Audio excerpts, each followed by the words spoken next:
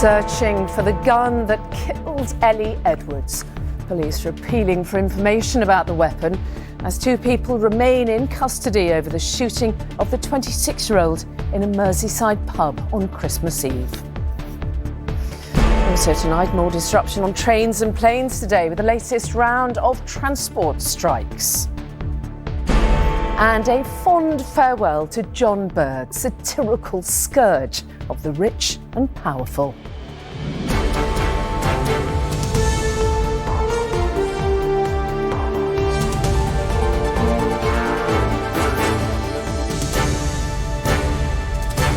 This is ITV News with Mary Nightingale. Good evening. Police are still searching for the gun used in the fatal shooting of a woman on Merseyside. Ellie Edwards was shot dead on Christmas Eve in a pub in Wallasey. Officers have described her killers as cowards. Rachel Townsend reports. For a third day, Ellie's family returned to the place where she was fatally shot. Today, her father and brother embraced after reading messages left in memory of the 26-year-old beautician.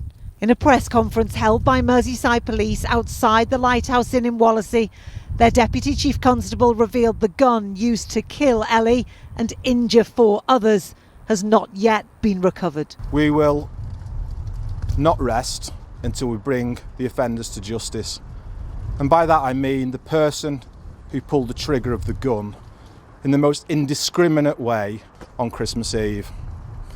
Anybody who was responsible for arranging, facilitating or harbouring this individual, and anybody who continues to withhold information on who has done this or indeed where the weapon is. Reverend Jeff Hughes preaches just a stone's throw from the Lighthouse Inn and senses the mood in the community here is now changing. Do you think now that initial shock is turning into perhaps anger? Yeah, I think so. One response to anger is revenge. You want to see justice done, and obviously we do want to see that. And that's the sort of revenge I think we need to be focusing on. But I think the best use of the anger is to change. Detectives still have a man and a woman in custody and have applied for more time to question them. But they want more people to come forward. They say any bystanders in Ellie's murder also have blood on their hands. Rachel Townsend, ITV News, Wallasey.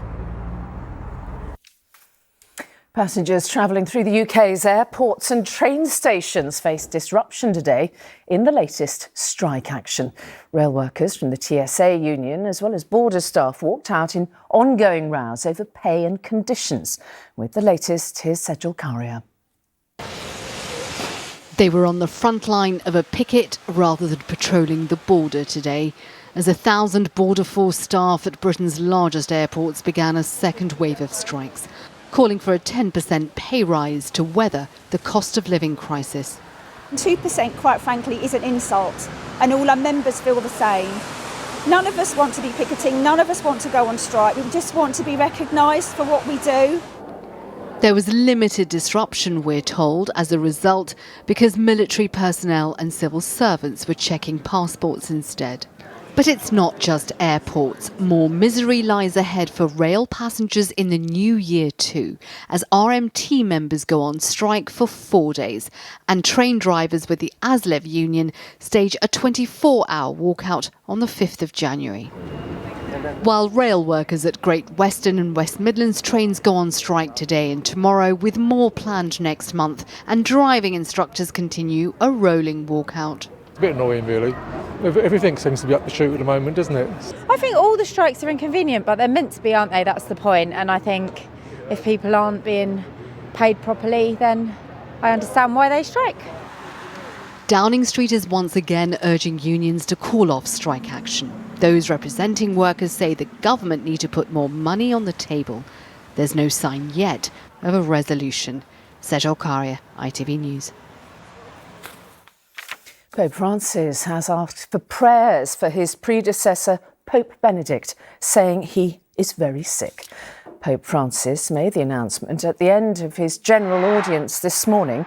Pope Benedict, who's now 95, stepped down in 2013, the first papal resignation in 600 years. This morning, 2 men were arrested after a man was stabbed in a club on Boxing Day. Cody Fisher died after being attacked in the Crane nightclub in Birmingham. And Danny Sinha is there for us now. Danny, what's the latest?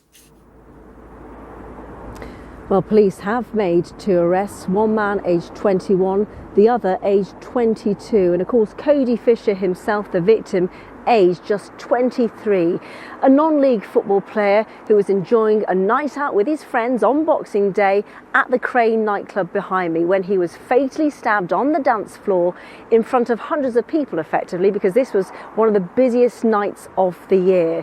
And according to revellers, there was said to be a moody atmosphere inside the club with groups of lads looking like they wanted to cause trouble. And sadly, of course, it was at the end of the night when Cody himself lost his life. Naturally, his family say they are heartbroken at his death. There's been another tribute from his football club, Bromsgrove Sporting, saying he was a friend to many at the club and he will be missed. Police are still appealing for witnesses tonight, but this tragedy, a dreadful reminder how knife crime is still costing too many lives. Danny Sinha in Birmingham, thank you. The extreme weather in the UK has experienced over the last year will become the new norm, the National Trust has warned. The Conversation charity said 2022 has been challenging for nature, with a hot summer and low rainfall, followed by floods, wildfires and recently, of course, freezing conditions. It warned this year has been a stark illustration of the sort of difficulties that species will face if we don't do more to stop rising temperatures. And finally, the much admired actor and comedian John Bird has died at the age of 86. He was best known for his performances in the TV series Bremner, Bird and Fortune, mercilessly sending up the rich and powerful with his cutting wit and humour. Today, Rory Bremner called him one of the greatest satirists. Martha Fairley looks back at his long career. You are an admiral. I am an admiral. Mm-hmm. And I wear an admiral's hat. John Bird had a talent for portraying those in the upper echelons of the establishment. At the moment, we can afford to either have the carriers or the aircraft, but not both. And exposing their shortcomings. The record of computerisation in government departments has not been exactly unblemished, has it? Patchy? Rather more than patchy. There's the fiasco of the passport office. Incompetent politicians, bureaucrats and businessmen were all fair game in the satirical skits he performed with his comedy partner, John Fortune. Well, please don't go on. They regularly worked with comedian Rory Bremner, who today paid tribute, saying it's an irony that one of our greatest satirists, so brilliant at portraying ministers, civil servants or high-ranking officials who exuded self-satisfaction, was himself so modest and self-effacing. John Bird had been writing and performing satire since he was at Cambridge University, where he met John Fortune. The pair won a BAFTA for their Long John sketches in 1997. John Bird also made appearances in other shows, including Yes Prime Minister, Morse and the Legal Comedy Chambers. But he'll be best remembered as one of the 2 Johns who ridiculed those in power. And then I would say to you what people like me always say, that it's not us that will suffer, it's your pension fund. With his effortless satire. Remembering John Bird, whose death was announced today. And that's all for now. We'll be back with the latest at 10 from all of us here. Bye-bye.